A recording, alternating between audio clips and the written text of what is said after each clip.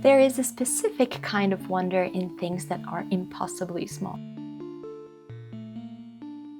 Between a balloon canopy that refused to smooth out and a story that completely rewrote itself as the work evolved, this project proved that sometimes the material knows the story better than the maker.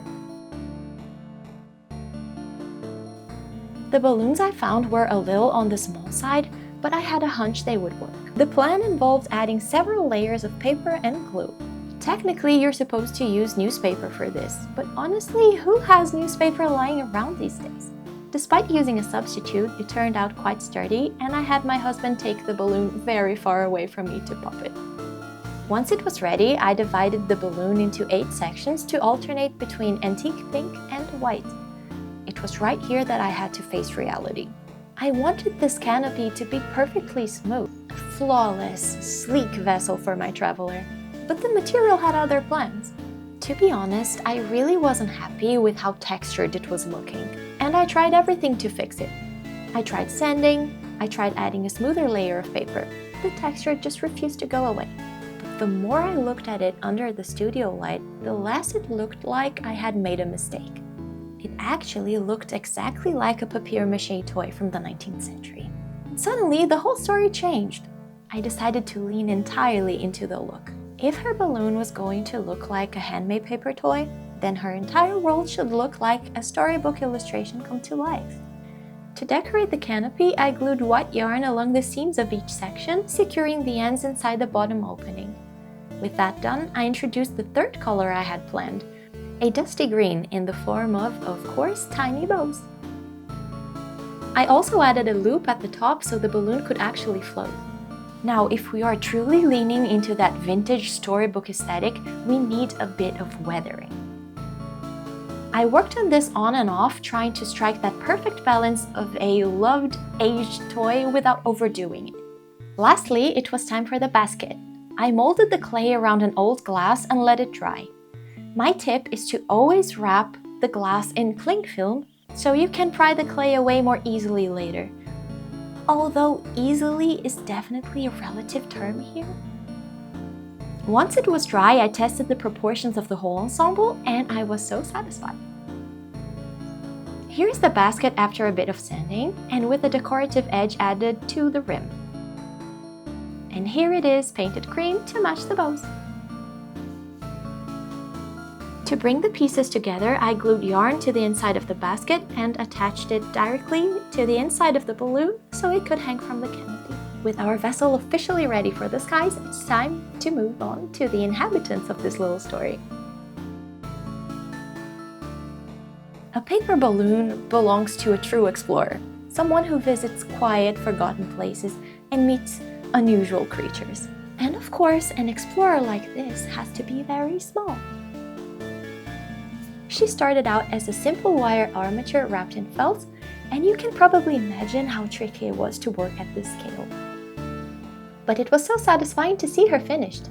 Sculpting her face took a good dose of patience, but for once the tiny hands were actually easy to make. I guess I'm finally getting used to them.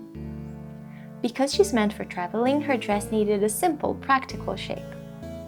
But because she's an explorer in search of wonder, it also needed plenty of whimsical detail. She had to look like she stepped out of an old fairy tale book, while matching the antique pink, green, and off-white of her balloon. For a touch of pure whimsy, I gave her soft pink hair and made this tiny beret, which turned out so charming. Her little shoes were made to match the hat, and then I added a few final details to tie her whole look together. Classic storybooks always have animal characters, so the idea of bringing a little rabbit to life began to brew in my mind. There was just one small problem. I had never sculpted a rabbit before. I tried my best to make him look adorable, which took a fair amount of trial and error, but to be honest, I think he came out looking a bit more like a cryptic forest creature.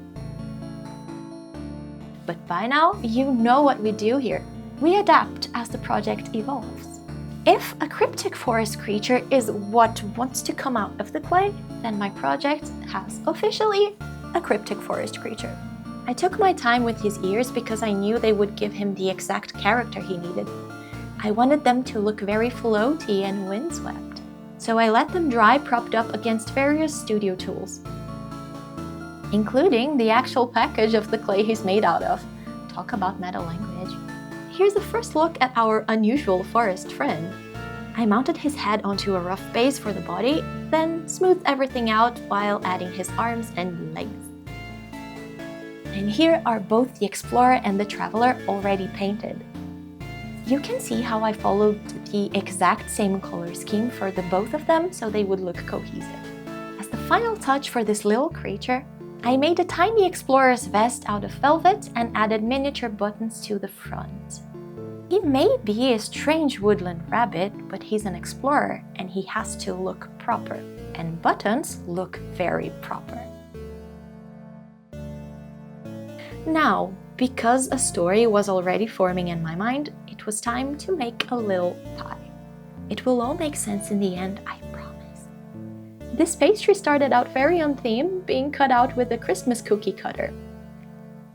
I pressed the bottle cap into the center to create some depth and used a mix of eyeshadows and pastels to give the dough a warm, toasted look. But that left one big question. What about the filling? Enter clear glue and food coloring? Yes, food coloring. This is actually a great way to create a faux stained glass effect. And let me tell you, ever since I learned this technique, I wanted to use it for everything. I poured this delicious looking filling into the crust and got a little hungry in the process. Before letting it dry for 2 days, I added these little clay meringues around the edge for an extra touch of deliciousness. And of course, I topped it off with one itty-bitty strawberry. With the final knots tied and the paint dry, the fragments of the story finally came together. The canopy was rigged, and the tiny traveler stepped inside her vessel, carefully securing the precious cargo by her side. The wind is catching. What awaits her on the horizon?